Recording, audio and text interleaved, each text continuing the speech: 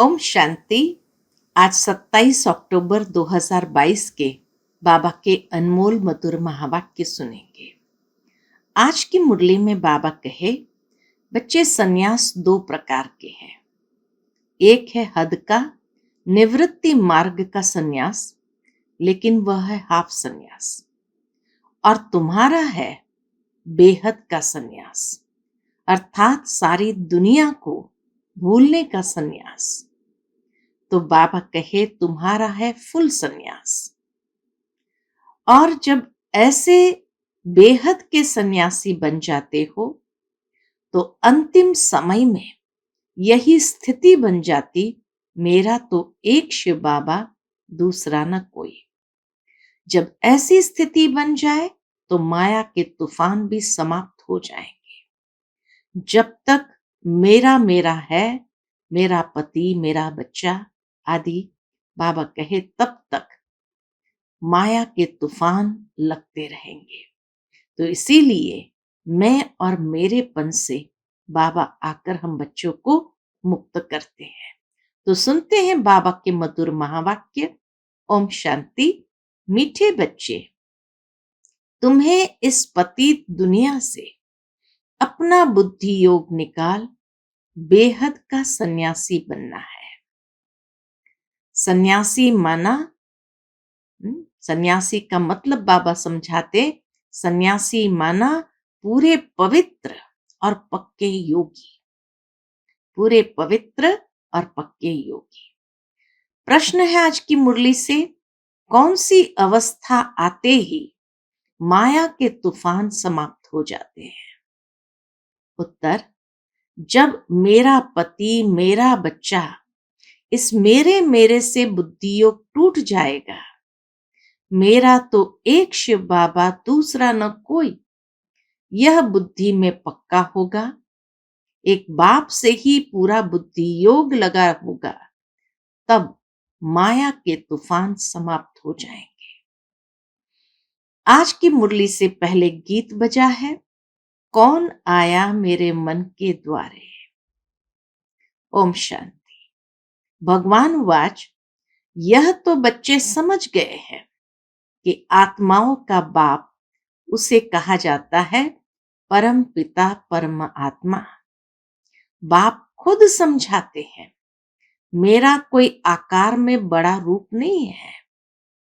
जैसे आत्मा के लिए कहते हैं स्टार है, भ्रुकुटी के बीच में रहती है, वैसे मैं भी परम आत्मा हूं।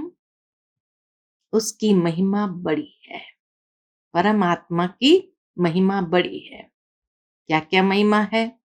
ज्ञान सागर है, बाकी इतना बड़ा चित्र जैसा नहीं है। इतना बड़ा होता तो इस शरीर में घुस नहीं सकता। यह तो शिवलिंग की पूजा करते हैं तो बड़ा बनाते हैं। पूजा के अर्थ बड़ा बनाते हैं। अंगुष्ठे सदृश कहते हैं। आत्मा माना आत्मा, सिर्फ उनको परम कहते हैं, अर्थात जो परम धाम में रहते हैं। परम कहा माना जो परम धाम में रहते हैं। तुम जानते हो इस समय है डेविल वर्ल्ड, आसुरी संप्रदाय। सतयुग में इस भारत पर देवताओं का राज्य था, अब तो आसुरी राज्य है। देखो क्या क्या खाते हैं। बाबा कहे, देखो क्या क्या खा जाते हैं। मांस, मदिरा, ये राक्षसी आहार है। इस बात को भी नहीं समझते हैं। स्कूल में भी कोई के अच्छे ख्यालात, कोई के रजोगुणी, कोई के तमोगुणी होते हैं। जो दूसरों को समझा नहीं सकते, उनको बुद्धू कहेंगे। ब्रह्मा कुमार कुमारियों में भी नंबरवार महारथी, घोड़ेसवार, प्यादे होते हैं। बाबा कहे बहुत है, महारथी, घोड़ेसवार, प्यादे बहुत है, जो अच्छी रीति समझा नहीं सकते हैं। ज्ञान पूरा न होने कारण क्या करेंगे? डिससर्विस करते हैं। जितना जिसमें ज्ञान है उतना समझाएंगे। नंबरवार तो है, कहाँ भूले भी करते हैं। बच्चों को नशा होना चाहिए कि हम तो देवता बन रहे हैं। बाप खुद कहते हैं, मैं पतितों की दुनिया में आता हूं। सतयुग में यही नारायण था, अब फिर इनके तन में आया हूं। इनको ही नर से नारायण बनाता हूं। नंबर 1 पूज्य भी यह था, अब नंबर 1 पुजारी भी यह बना है। फिर इनका ही ऑलराउंड पार्ट है। यह मेरा मुकरूर तन है, ये चेंज नहीं हो सकता। बाबा कहे ये मुकरूर तन है मेरा, ये चेंज नहीं हो सकता। ऐसे नहीं कब दूसरे को चांस दूं, ये ड्रामा बना बनाया है, इसमें चेंज नहीं हो सकती। बाबा कहते हैं मैं आता हूं पतितों की दुनिया में, परंतु कोई को पतित कहो तो बिगड़ पड़ेंगे। परंतु जब भगवान वाच है कि सब आसुरी संप्रदाय है तो मानना पड़ेगा। भगवान माना भगवान निराकार, न ब्रह्मा न विष्णु न शंकर न कृष्ण। कहते हैं मैं परमात्मा भी तुम्हारे जैसा हूं, रूप में तुम्हारे जैसा हूं। भगवान वाच मैं तुमको राजयोग सिखाने आया हूं। योग की कितनी महिमा है, बहुत योग आश्रम खुले हैं, उसमें हठ योग आदि सिखलाते हैं। परंतु तुम योग बल से सारे विश्व को स्वर्ग बनाते हो, विश्व को परिवर्तन करते हो। सारी दुनिया तो योग में नहीं रहती। योग की कितनी महिमा है, जिससे खास भारत स्वर्ग बनता है। योग से ही तो भारत परिवर्तन हो स्वर्ग बनता है। परंतु कोई को पता नहीं तो इसको स्वर्ग किसने बनाया है। जरूर ऐसा कोई स्वर्ग बनाने वाला होगा। बाप कहते हैं मैं ही आकर देवता बनने का कर्म सिखलाता हूं। उस स्वर्ग में चलने का कर्म, देवता बनने का कर्म सिखलाता हूं। तो यह बड़ा सहज है। बाबा कहे तो यह तो बड़ा सहज है। वह बहुत यज्ञ करते हैं। यहां तुम कोई यज्ञ हवन करते हो क्या? धूप भी खुशबू के लिए जलाते हैं, अगरबत्ती भी खुशबू के लिए जलाते हैं।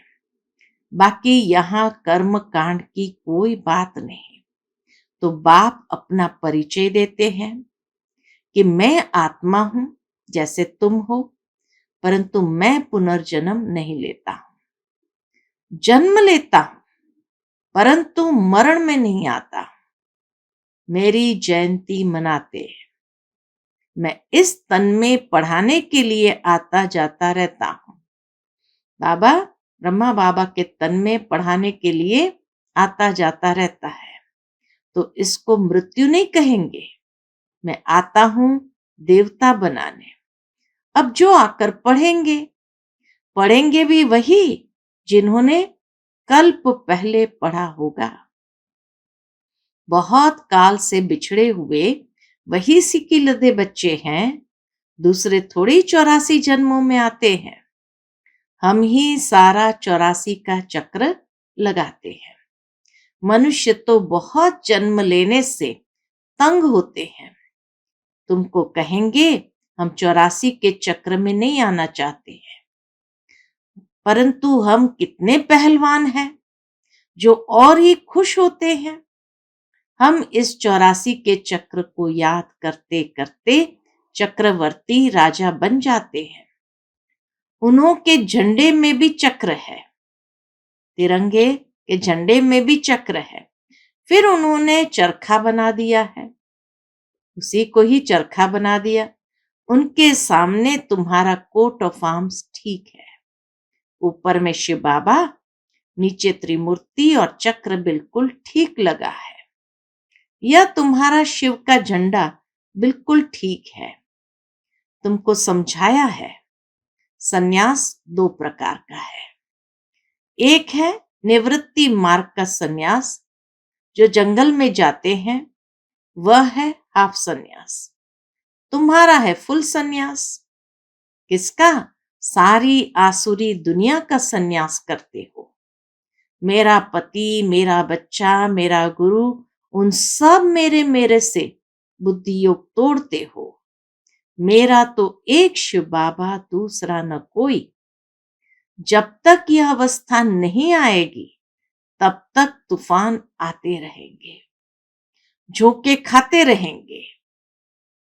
बाप सारी आसुरी दुनिया का सन्यास कराते हैं, क्योंकि यह सब भस्म होना है।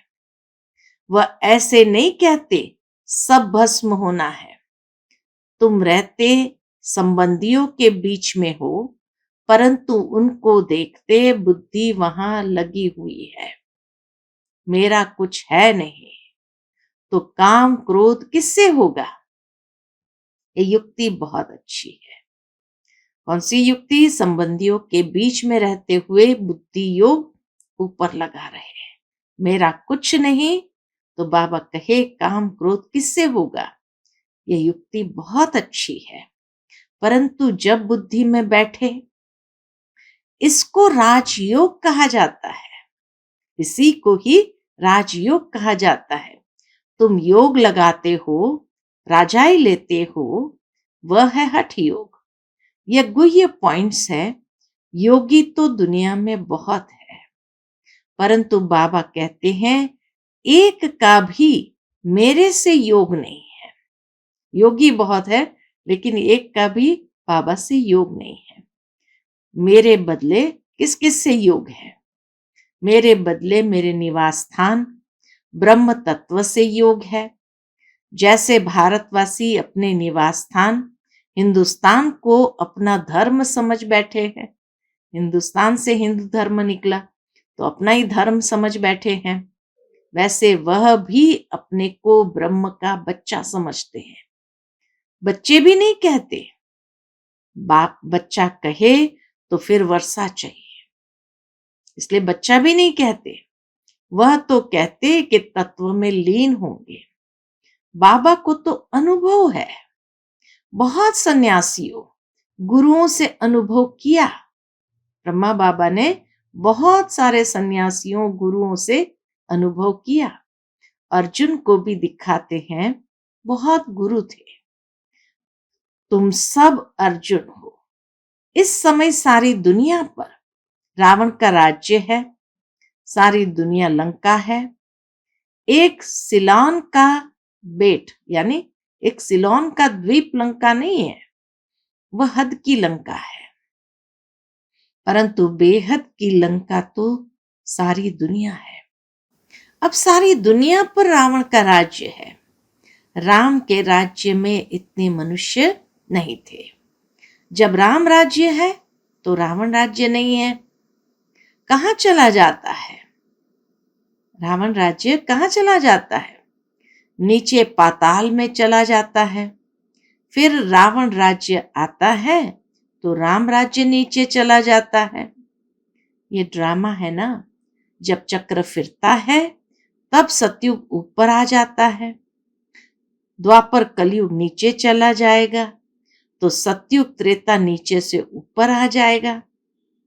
है चक्र की बात। बाबा कहे है सारी चक्र की बात। उन्होंने ऐसे लिख दिया है। बाकी कोई सागर में नहीं चला जाता है, वह सागर से निकल नहीं आता है। बाप समझाते हैं, ये बड़ी गुह्य समझने की बातें हैं। इसमें पवित्रता है फर्स्ट, इसमें पवित्रता है फर्स्ट, और दूसरा योग पक्का चाहिए। इसलिए बाबा ने स्लोगन दिया था, पवित्र बनो योगी बनो।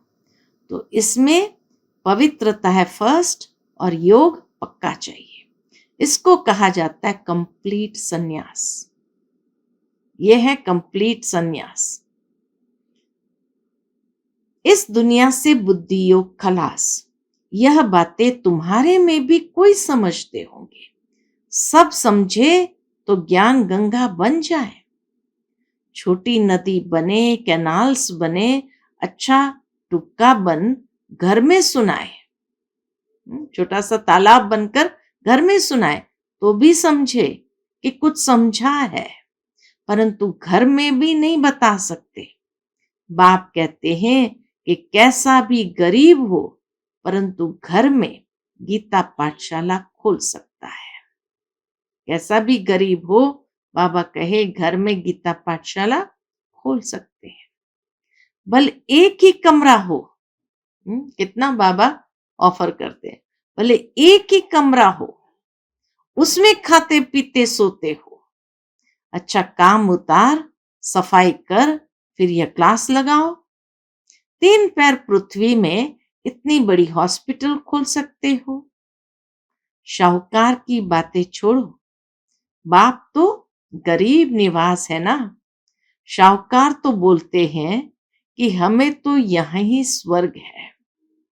तो बाबा कहते, अच्छा तुम अपने स्वर्ग में खुश रहो, मैं तुमको क्यों दूं? दान भी गरीबों को दिया जाता है। बड़ा आदमी तो यहाँ जमीन में बैठने से क्या होगा, चमकेंगे। तो बाबा कहते हैं कि भल अपने महलों में रहो, मेरे पास तो गरीब आए जो अच्छी तरह पढ़े। अगर दूसरे को नहीं सुना सकते तो छोटा तालाब भी नहीं ठहरे। इसलिए बाबा कहे छोटा तालाब ही बन जाओ जो कम से कम कुछ किसी को कुछ तो सुना सको।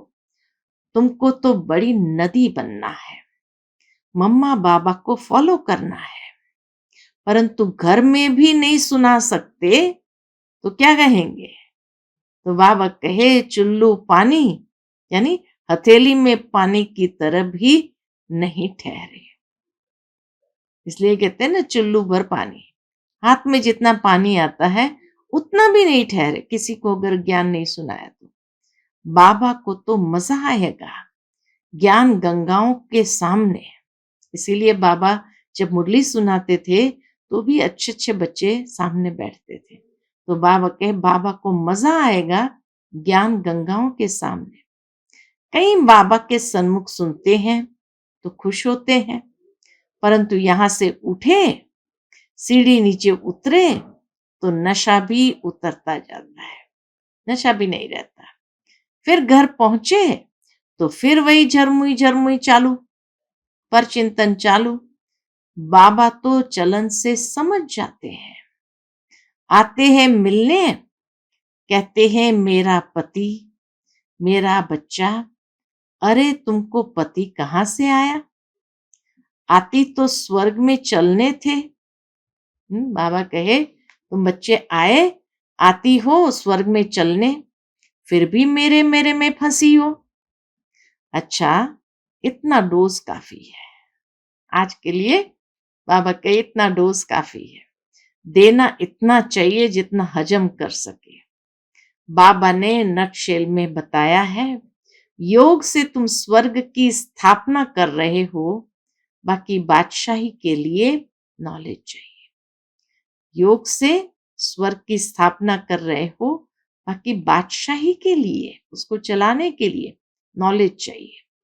2 सब्जेक्ट है। बाबा भी योग में रहने का पुरुषार्थ करते हैं, तब कहते हैं न बिसरो न याद रहो, न बिसरो न याद रहो। अच्छा मीठे मीठे सिकिलदे बच्चों प्रति माता पिता बाप दादा का याद प्यार और गुड मॉर्निंग। रूहानी बाप की रूहानी बच्चों को नमस्ते। हम सब रूहानी बच्चों की रूहानी माता पिता बाप दादा को याद प्यार, गुड मॉर्निंग और नमस्ते नमस्ते। शुक्रिया बाबा, शुक्रिया। आज की मुरली से धारणा के लिए मुख्य सार है, पहली पॉइंट, इस पुरानी दुनिया का कंप्लीट संन्यास करना है। पवित्रता और योग की सब्जेक्ट में फर्स्ट नंबर लेना है। दूसरी पॉइंट, ज्ञान गंगा बन पतितों को पावन बनाने की सेवा करनी है। मम्मा बाबा को फॉलो कर बड़ी नदी बनो। मम्मा बाबा को फॉलो कर बड़ी नदी बनो। आज का बाप दादा का मधुर वरदान हम बच्चों के प्रति है, ब्राह्मण जीवन में कम खर्च बाला नशीन करने वाले अलौकिकता संपन्न भव। कम खर्च बाला नशीन, तो ब्राह्मण जीवन में कम खर्च बाला नशीन करने वाले अलौकिकता संपन्न भव। इस अलौकिक ब्राह्मण जीवन का विशेष स्लोगन है, कम खर्च बाला नशीन। खर्चा कम हो लेकिन प्राप्ति शानदार हो। खर्चा कम हो लेकिन प्राप्ति कैसी हो? शानदार ब्राह्मण जीवन की हो, शानदार हो, अर्थात रिजल्ट अच्छे ते अच्छी हो। अलौकिकता संपन्न जीवन तब कहेंगे जब बोल में, कर्म में खर्च कम हो, कम समय में काम ज्यादा हो, कम बोल में स्पष्टीकरण ज्यादा हो, संकल्प कम हो लेकिन शक्तिशाली हो। इसको कहा जाता है कम खर्च बाला नशीन। जो सर्व खजाने कम खर्च करते हैं उनके भंडारे भरपूर हो जाते हैं। आज का स्लोगन है, बाप और सेवा से सच्चा प्यार है तो परिवार का प्यार स्वतः मिलता है। बाप और सेवा से सच्चा प्यार है तो परिवार का भी प्यार स्वतः मिलता है। फिर मातेश्वरी जी के अनमोल मधुर महावाक्य है। अब यह जो शिरोमणि गीता में भगवान वाच है, बच्चे जहां जीत है वहां मैं हूं। यह भी परमात्मा के महावाक्य है। पहाड़ों में जो हिमालय पहाड़ है उसमें मैं हूं, और सांपों में काली नाग में मैं हूं। इसलिए पर्वत में ऊंचा पर्वत कैलाश पर्वत दिखाते हैं, और सांपों में काली नाग। तो इससे सिद्ध है कि परमात्मा अगर सर्व सांपों में केवल काले नाग में है तो सर्व सांपों में उसका वास नहीं हुआ ना। अगर परमात्मा ऊंचे ते ऊंचे पहाड़ में है, गोया नीचे पहाड़ों में नहीं है। और फिर कहते हैं, जहां जीत वहां मेरा जन्म, गोया हार में नहीं हूं। अब यह बातें सिद्ध करती है कि परमात्मा सर्वव्यापी नहीं है। एक तरफ ऐसे भी कहते हैं और दूसरे तरफ ऐसे भी कहते हैं कि परमात्मा अनेक रूप में आते हैं। जैसे परमात्मा को 24 अवतारों में दिखाया है, कहते हैं कच्छ मच्छ आदि सब रूप परमात्मा के हैं। अब यह है उन्हों का मिथ्या ज्ञान। ऐसे ही परमात्मा को सर्वत्र समझ बैठे हैं, जबकि इस समय कलयुग में सर्वत्र कौन है? माया ही व्यापक है। तो फिर परमात्मा व्यापक कैसे ठहरा? गीता में भी कहते हैं कि मैं फिर माया में व्यापक नहीं हूं। इससे सिद्ध है कि परमात्मा सर्वत्र नहीं है। फिर दूसरी पॉइंट मम्मा ने समझाई है। अब यह तो हम जानते हैं कि जब हम निराकारी दुनिया कहते हैं तो निराकार का अर्थ यह नहीं कि उनका कोई आकार नहीं है। जैसे हम निराकारी दुनिया कहते हैं तो उसका मतलब है जरूर कोई दुनिया है, परंतु उसका स्थूल सृष्टि मुआफिक आकार नहीं है। ऐसे परमात्मा निराकार है, लेकिन उनका अपना सूक्ष्म रूप अवश्य है। तो हम आत्मा और परमात्मा का धाम निराकारी दुनिया है। जब हम दुनिया अक्षर कहते हैं तो इससे सिद्ध है वो दुनिया है और वहां रहते हैं, तभी तो दुनिया नाम पड़ा। अब दुनियावी लोग तो समझते हैं परमात्मा का रूप भी अखंड ज्योति तत्व है, वह हुआ परमात्मा के रहने का ठिकाना। जिसको रिटायर्ड होम कहते हैं, परमधाम को रिटायर्ड होम कहते हैं, तो हम परमात्मा के घर को परमात्मा नहीं कह सकते हैं। अब दूसरी है आकारी दुनिया, जहां ब्रह्मा विष्णु शंकर देवताएं आकारी रूप में रहते हैं, और यह है साकारी दुनिया, जिनको दो भाग है। साकारी दुनिया जिनके दो भाग है, एक है निर्विकारी स्वर्ग की दुनिया, जहां आधा कल्प सर्वदा सुख है, पवित्रता और शांति है। दूसरी है विकारी कलयुगी दुख और शांति की दुनिया। अब वो दो दुनियाएं क्यों कहते हैं? क्योंकि यह जो मनुष्य कहते हैं स्वर्ग और नरक दोनों परमात्मा की रची हुई दुनिया है, इस पर परमात्मा के महावाक्य है, बच्चे मैंने कोई दुख की दुनिया नहीं रची, जो मैंने दुनिया रची है वह सुख की रची है। अब यह जो दुख और अशांति की दुनिया है, वह मनुष्य आत्माएं अपने आप को और मुझ परमात्मा को भूलने के कारण ये हिसाब किताब भोग रहे हैं। बाबा कहे वो मनुष्य आत्माएं अपने आप को और मुझ परमात्मा को भूलने के कारण ये हिसाब किताब भोग रहे हैं। बाकी ऐसे नहीं, जिस समय सुख और पुण्य की दुनिया है वहां कोई सृष्टि नहीं चलती। हाँ, अवश्य जब हम कहते हैं कि वहां देवताओं का निवास स्थान है, तो वहां सब प्रवृत्ति चलती थी, परंतु इतना जरूर था, बाबा कहे परंतु इतना जरूर था, वहां विकारी पैदाइश नहीं थी। सत्युग त्रेता में विकारी पैदाइश नहीं थी, जिस कारण इतना कर्म बंधन नहीं था। उस दुनिया को कर्म बंधन रहित स्वर्ग की दुनिया कहते हैं। तो एक है निराकारी दुनिया, दूसरी है आकारी दुनिया, तीसरी है साकारी दुनिया। अच्छा, ओम शांति।